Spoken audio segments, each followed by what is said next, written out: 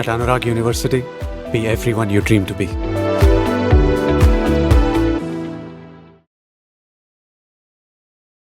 జపాన్లో భారీ భూకంపం సంభవించింది. జపాన్ వాతావరణ సంస్థ JMA వెల్లడించిన వివరాల ప్రకారం కుమామోటో ప్రిఫెక్చర్లో రిక్టర్ స్కేల్ మీద 7.1 తీవ్రతతో భూకంపం నమోదైంది.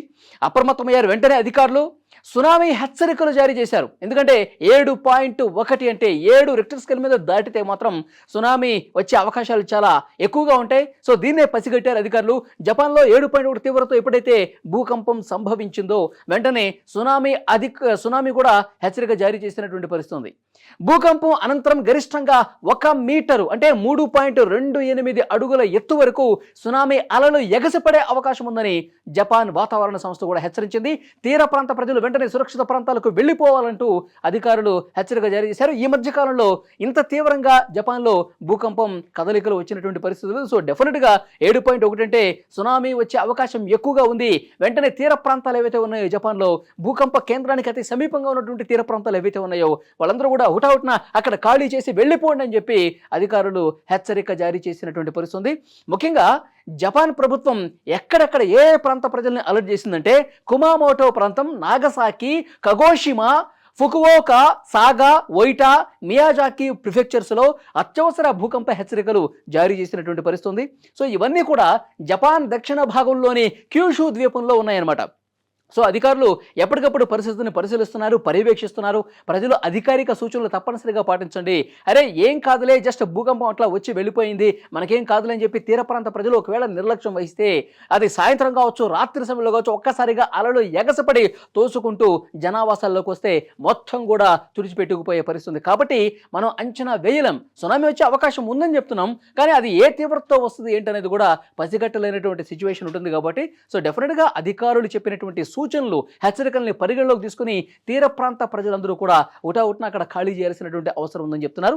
సో ఈ భూకంపం కారణంగా హవాయి, అమెరికన్ సమోవా ప్రాంతాలకు సునామీ ముప్పు లేదు. ఈ 2 ప్రాంతాలకు ముప్పు లేదు, కానీ మిగతా తీర ప్రాంతాలకు మాత్రం డెఫినెట్గా ముప్పు ఉండే అవకాశం ఉందని చెప్తున్నారు. సో ఎప్పుడైతే ఈరోజు ఉదయం ఈ జపాన్లో 7.1 తీవ్రతతో భూకంపం వచ్చిందో వెంటనే ఆగా మేఘాల మీద వితిన్ మినిట్స్ అధికారులు హెచ్చరిక జారీ చేసినటువంటి పరిస్థితి. ఎందుకంటే జపాన్కి చాలా బ్యాడ్ హిస్టరీ ఉంది. సునామీలు వచ్చినటువంటి నేపథ్యంలో ఎంత నష్టం జరిగింది, మొత్తం జనావాసాలు కావచ్చు, పెద్ద పెద్ద బిల్డింగులు కావచ్చు, మొత్తం కూడా సునామీ వల్ల పూర్తిగా నష్టపోయినటువంటి పరిస్థితి, వందలదిగా జనం చనిపోయినటువంటి పరిస్థితి. కాబట్టి మళ్ళీ అలాంటి సిచ్యువేషన్ రాకుండా ప్రాణం ముప్పు అనేది ఆల్మోస్ట్ తగ్గించే పరిస్థితి ఉండాలంటే కనుక అధికారుల హెచ్చరికల్ని పరిగణలోకి తీసుకొని తీర ప్రాంత ప్రజలు వెంటనే అక్కడ ఖాళీ చేయాల్సినటువంటి అవసరం ఉంది. ఒకవైపు జపాన్లో ఈ రకమైనటువంటి పరిస్థితి ఉంటే 7.1 తీవ్రతతో భూకంపం వచ్చి సునామీ హెచ్చరికలు జారీ చేస్తే అట్ ద సేమ్ టైం చైనాలో కూడా భూమి కంపించింది. 5.8 తీవ్రతతో అక్కడ భూకంపం వచ్చింది. 18 నిమిషాల వ్యవధిలో 2 సార్లు చైనాలో భూకంపం వచ్చింది. 5.7 తీవ్రత, 5.8 తీవ్రత, 2 భూకంపాలు చాలా మినిట్స్ గ్యాప్లోనే 18 నిమిషాల వ్యవధిలోనే చైనాలో కూడా భూకంపం వచ్చింది.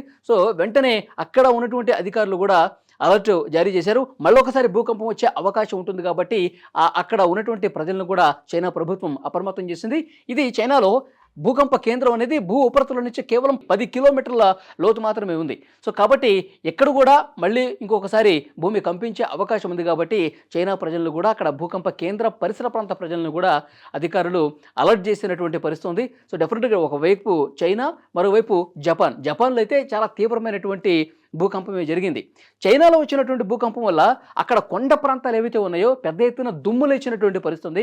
ఆ దృశ్యాలు కూడా సోషల్ మీడియాలో ప్రస్తుతం వైరల్ అవుతున్నటువంటి పరిస్థితి.